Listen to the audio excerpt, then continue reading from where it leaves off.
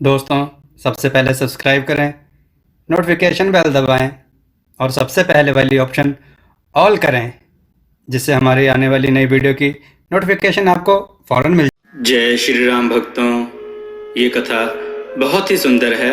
आज की कथा है गांव के धोबन और गांव वाले। किसी गांव में एक धोबन रहती थी जिसका रूप काला था।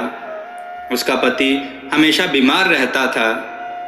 पति की देखभाल, बच्चों का पालन पोषण और धोबन होने के कारण उसको कपड़े धोने का काम भी करना पड़ता था।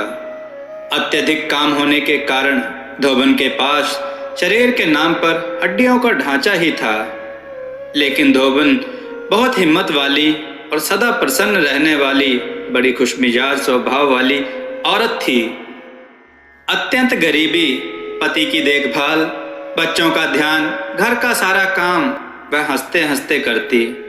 किसी को उससे कोई शिकायत नहीं थी। गांव में भी वह सबकी प्यारी थी। अगर किसी को किसी मदद की जरूरत होती तो वह झट से उसकी मदद कर देती। बच्चों और पति के उठने से पहले ही धोबन सुबह सुबह ही जाकर नदी में सारे कपड़े धो आया करती थी। एक दिन धोबन को कपड़े धोने में थोड़ा सा विलंब हो गया तो गांव की सारी औरतें अब धीरे धीरे वहां आने लगीं। सब मिलकर वहां बैठकर कुछ देर के लिए बातें करती थी। आज उन्होंने धोबन को वहां देखा तो उन्होंने उसको भी वहां बिठा लिया और कहा कि कभी हमारे पास भी तो बैठ जाया करो। धोबन को घर बैठे बीमार पति और बच्चों की फिक्र हो रही थी, लेकिन अपनी सखियों के आग्रह को वो टाल न सकी और वहीं कुछ देर के लिए बैठ गई। तभी अचानक उन औरतों ने कान्हा के बारे में, उसकी शरारतों के बारे में, उसकी सुंदरता के बारे में, उसकी चतुराई के बारे में बातें करना शुरू कर दी। धोबन को कान्हा की बातें सुनकर बहुत ही आनंद आया। उसकी सब सखियों ने उसको बताया कि कान्हा नदी के उस पार वाले गांव में रहता है, क्योंकि उससे पहले उसने कभी कान्हा की बातों को नहीं सुना था। कान्हा के बारे में मीठी मीठी बातों को सुनकर धोबन उन बातों में इतना खो गई कि उसको वक्त का पता ही न चला। कान्हा की बातें सुनते सुनते अब तो जैसे उसे कान्हा से प्यार हो गया था। अब तो वह हर रोज कान्हा की बातों को सुनने के लिए वहां नदी के किनारे बैठी रहती। यहाँ नदी पर सखियों की बातें सुनकर फिर घर जाकर उन बातों को सोचती। धीरे धीरे कान्हा की छवि उसके हृदय में ऐसे घर कर गई कि अब तो हर समय कान्हा की याद ही उसका जीवन बन गई। धीरे धीरे कान्हा की बातों को सोच और सुने बिना उसको तो अब सांस भी नहीं आती थी। हमेशा उसकी आंखों के सामने कान्हा की छवि रहती थी। अब धोबन जब भी नदी में कपड़े धोने जाती तो कान्हा की याद में अपने आप ही उसके आंसू बहने लगते। गरीब होने के कारण उसकी साड़ी का पल्लू इतना छोटा था कि वह उस पल्लू से अपने आंसू भी नहीं पहुंच पाती और सारे आंसू उसके नदी में गिरते रहते।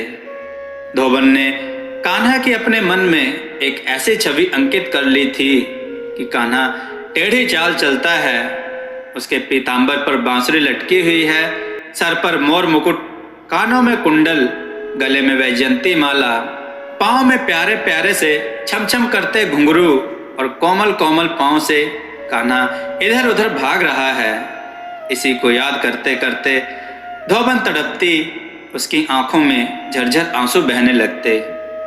धोबन हमेशा यह सोचती कि सारे गांव के कपड़े मैं धोती हूँ, कितना अच्छा होता अगर कान्हा के वस्त्रों को भी मैं धोती, उसको अच्छे से इस्त्री करती। ऐसा सोचते सोचते उसका मन व्याकुल हो उठता। अश्रुओं की जलधार उसकी आंखों से बहकर उसके वक्ष स्थलों को भिगोती हुई नदी की जलधार में मिल जाती। एक दिन ऐसे ही धोबन नदी पर वस्त्रों को धो रही थी और नदी के उस पार कान्हा राधा संग एक उपवन में सखियों द्वारा सजाए हुए सावन के झूले पर बड़े आनंद से झूला झूल रहे थे। सावन अपने पूरे यौवन पर था।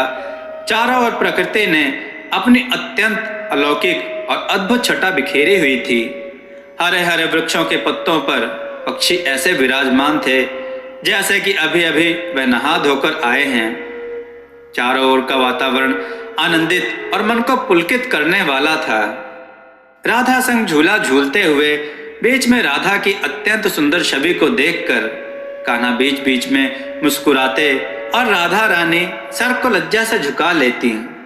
दोनों की प्रसन्नता से भरे चित्त को देखकर सखियां और जोर से झूला झूलाने लगती। आज तो आकाश में बादल अटखेलियां कर रहे थे।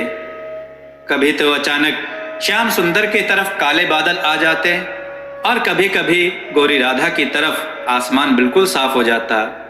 ऐसे ही बादलों की आंख मिचौली चल रही थी। तभी अचानक से एक बदली आई कि कान्हा एकदम से झूले से उठकर उपवन के बीच में जाकर खड़े हो गए। राधा रानी ने कान्हा के पल्लू को एकदम से खींचकर कहा, हे श्याम सुंदर, थोड़ी देर और झूला झूलो। लेकिन कान्हा तो किसी और ही सोच में डूबे हुए थे।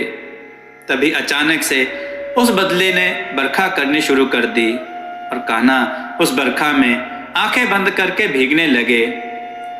जब राधा जी ने भी कान्हा संग उस बारिश का आनंद लेना चाहा तो कान्हा ने हाथ के इशारे से राधा जी को झूले पर बैठने के लिए कहा।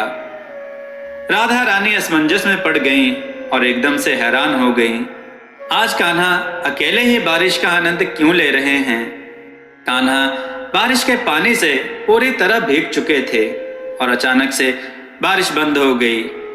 राधा रानी झूले से उठकर जब कान्हा के पास आईं और उन्होंने कान्हा को छुआ और उनकी आंखों को देखा तो कान्हा एकदम से तप रहे थे और उनकी आंखें एकदम से लाल हुई थी।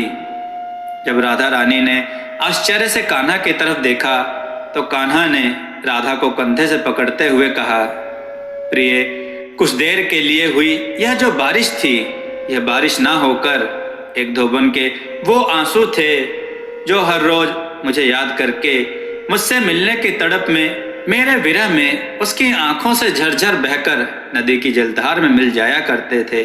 और आज यह बदली उन आंसुओं को खींच लाई और धोबन की बरसों से अधूरी इच्छा को पूर्ण किया कि धोबन कैसे हर पल सोचती और तड़पती थी कि वह मेरे भी वस्त्रों को धोए। और देखो प्रिय, कैसे आज उसके गरम गरम आंसुओं में भीगकर मेरे सारे वस्त्र धुल गए।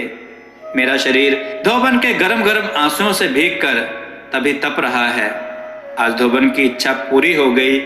आज धोबन के प्रेम के आंसुओं में मेरा सारा शरीर भीगकर अत्यंत आनंदित हो रहा है।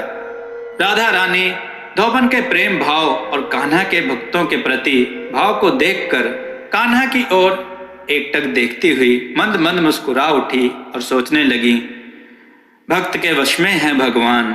दोस्तों, आपको यह कथा कैसी लगी? विचार और सुझाव कमेंट में जरूर दें। हमारी एनिमेशन वीडियो को भी देखें और अपने कमेंट में बताएं आपको कैसी लगी। जय श्री राम भक्तों।